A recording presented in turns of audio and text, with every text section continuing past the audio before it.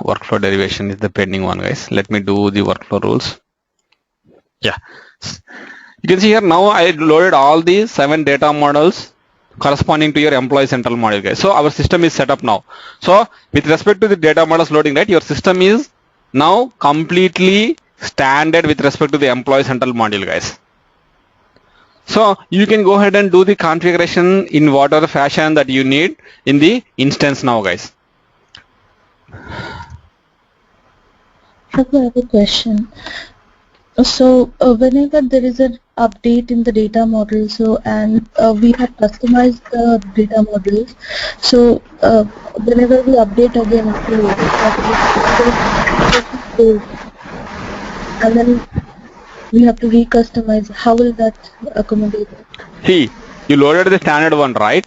So whenever you have a requirement, you are going to download the data model, whatever there in the provisioning system, and get that to your desktop and start configuring that as per your requirement, and you are going to load that file into the provisioning system. I'm not sure like who asked this question.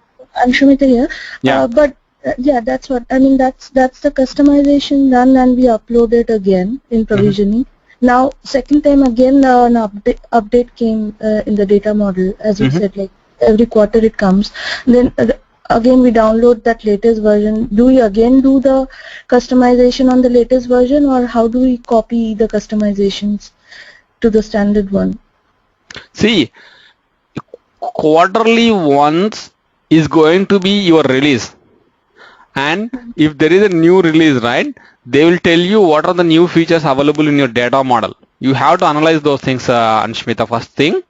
And if you feel that they are going to add value or they are going to serve purpose for your organization, yes, those tags you have to add to your XML file. You don't need to just get the latest file and load into the system. Never do that, guys. You have to always download the one that you already loaded into your system sometime back.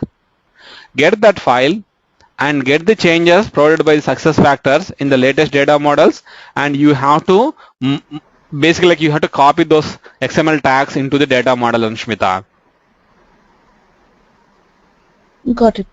Yeah. Thanks. And the release notes will give you exactly like what needs to be done with respect to the latest features or the latest tags that they have delivered in the data models, guys.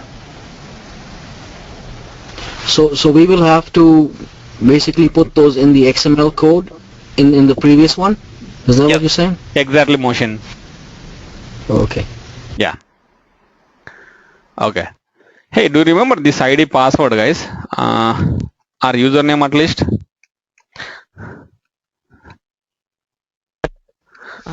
Welcome at 123, right? Yeah. R Hari is correct? Yeah. R Hari or Hari Rao? I need 1 minute. I wrote it. Yeah. This is which system, Raghu? Pardon? It's a Hari Rao. Hari Rao, right? Hari Rao. Yeah. Hari Rao. Yeah. Okay, guys. Okay. So you loaded the system, right? And you created a super admin. Let me show you guys how your security will be built up now, because this is a super admin who is logging into the system for the very first time, right? I'll show you how the system looks like for the super admin and how the super admin is going to configure. Basically, he will be setting up the role-based permissions, guys. He will configure the role-based permissions. I'll show you like how the system looks like without configuring your role-based permissions, and what are the sequence of steps that you have to follow in order to get access to this super admin into the system and with respect to your RBP configuration, guys. I'll show you that. Yeah. Welcome at 123. SF at 111, Hari.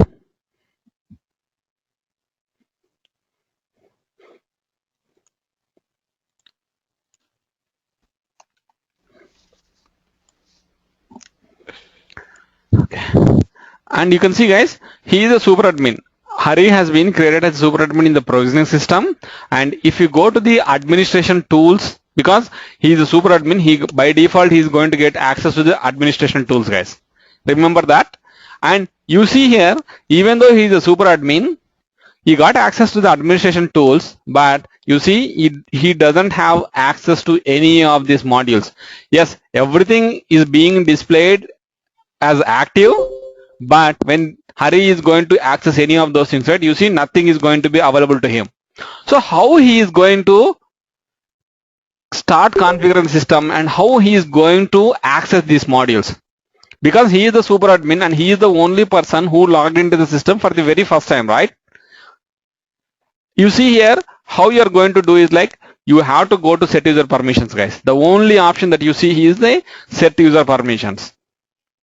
So when you are configuring the system for the very first time and the super admin created in the provisioning system, if you log in with the super admin credentials into the instance, this is the only option that you see, guys.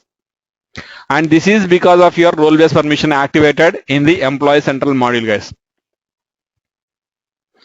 And definitely if you go to interview or somewhere, guys, they will ask you like how you are going to configure the, if a system has been activated for the role-based permission framework, how you are going to log into the system, what are the first 6 steps that you are going to do in the instance. Definitely they will ask you, guys. And here you can see, go to the manage role-based permission access. Go there and you have to add your ID here, guys. Let's say Hari is the employee, right? You can see here Hari is the employee, and just grant permissions to basically you are adding that user ID here, guys. Okay, and this will grant you couple of additional options access, guys. It won't grant you the complete system access to you, but it will allow you to further configure the system to some extent, little bit, guys, not more than that. Let me show you what it is. Select all those things and click on I am done, guys. Basically, you are telling to the system that Hari is going to manage the RBP in this instance. That is what you are telling to the system here. There should be someone who should manage or configure the RBPs, right? So we are telling to the system, yes, Hari is the one who is, Hari is one of the person who is going to do that. And once you've done that, right, let me log off from the system and log in again. I'll show you the additional access that came up because of the addition of the user ID there under the manage role-based permission access.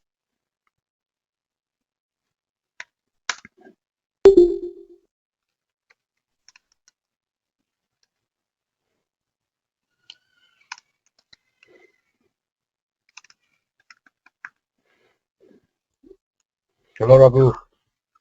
Yeah. I've been trying to log in all this while, man. Pardon, Victor? Trying to log in all this while. I don't know what's going on. I start calling your line, you know what I mean? I don't know. We just started like around 10 minutes back, Victor.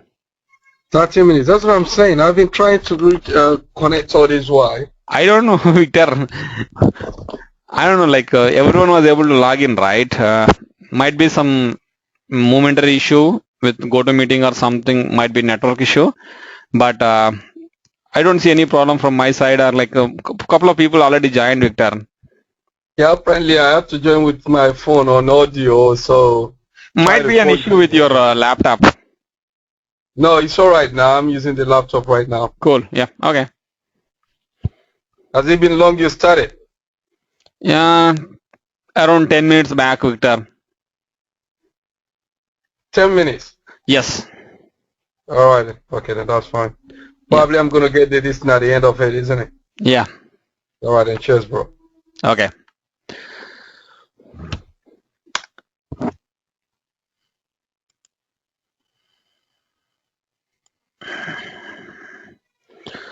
One second.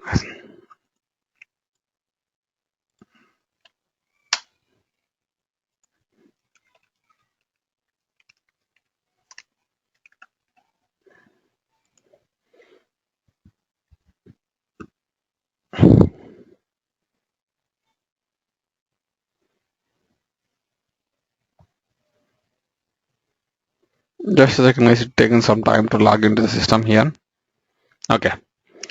See here, after adding Hari to manage the role-based permission in our system, you see a couple of additional access. You see here, manage permission groups, permission roles, and these things has been come up. Other than that, you don't see any other additional access being granted, guys. Because of that, only these things has been opened up.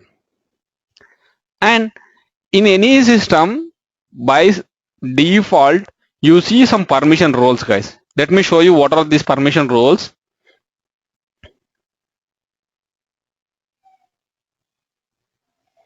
You can see system admin.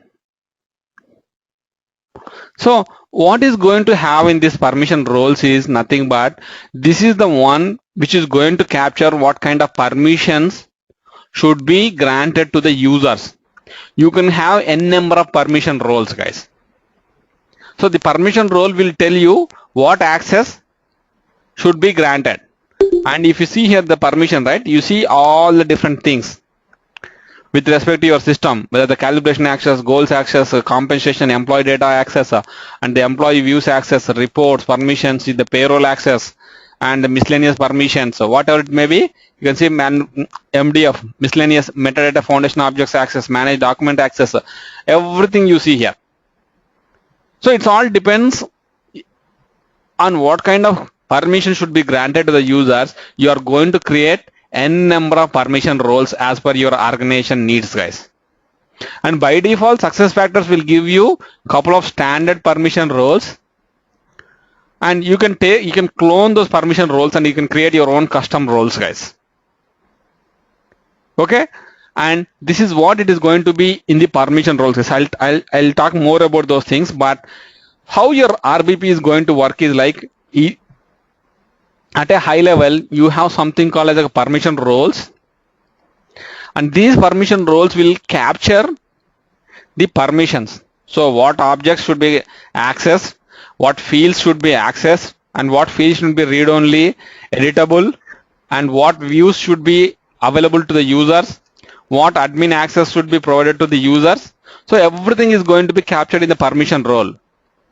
And you can have n number of permission role. Let's say I have a system administration permission role 1, and I have like a manager permission role another one, and let's say I have another called as like a HR administrator another permission role, and like say I have an employee role. Like this I can have n number of permission roles, and each permission role you have the access definition. System administration has a different access definition, and manager permission has a different access permissions, which means nothing that in the permission role you will tell that yes, this permission role, the employees who is going to have this permission role can access these things. Yes, they can access 1, 2, 3, and they cannot access 4, 5, 6. That is what you are going to tell in the permission role. And what is going to happen, like directly to the permission roles, you don't assign any of the users, guys. To the permission roles, you don't assign any of the users. What you are going to do is like you have one other layer of abstraction called as a permission group.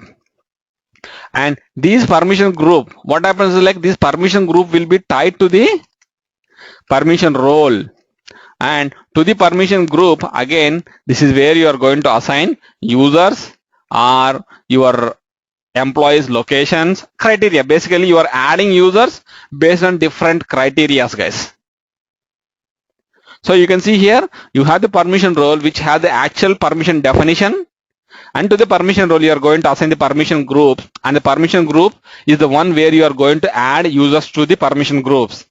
So the people who has added to a particular permission group and the permission group who it has been added to the particular permission role, they will be granted with all the permissions that has been defined or captured in the permission role, guys. So that is how your RVP is going to work, guys. And we have seen the permission group, permission role at a high level, right? Let me show you how the permission group looks like. And you can see these are the permission groups, guys. Raghu, I'm sorry, can you please increase the font size of the Zoom? It's way too small. Is this fine now? Thank you so Okay, yeah. much. Thank you. Cool. You can see here, these are the permission groups, guys.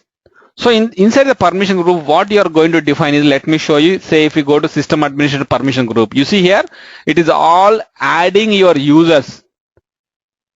So you're defining the criteria, either you can add based on their username, or you can see here, you can add based on their city, country, or their anything. You can see here all the different factors or the criteria. You can go ahead and add them.